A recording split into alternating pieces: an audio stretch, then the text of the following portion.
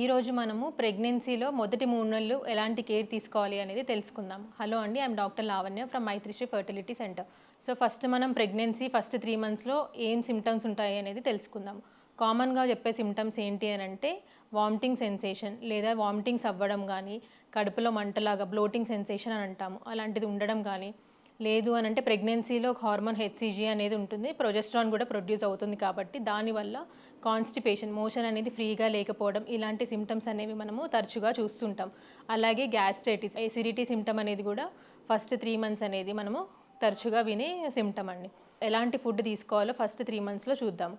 ఎందుకు అనంటే ఎసిడిటీ అనేది మోర్ కామన్ కాబట్టి కొంచెం స్పైసీ ఫుడ్ గానీ, లేదా మసాలాలు గానీ, పులుపు గానీ కొంచెం అవాయిడ్ చేయండి అని చెప్తాము ఫస్ట్ 3 మంత్స్.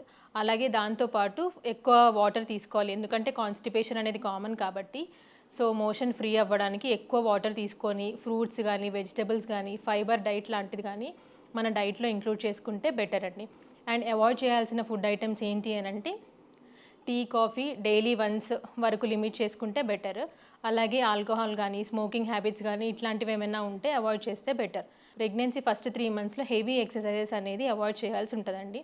బ్రీతింగ్ ఎక్సర్‌సైజెస్ కానీ, లేదా సింపుల్ యోగా లాంటివి గానీ, బేసిక్ వాకింగ్ ఎక్సర్‌సైజెస్ కానీ, లేదా మైల్డ్ స్ట్రెచింగ్స్ కానీ అట్లాంటివి ప్రెగ్నెన్సీలో చేసుకోవచ్చు.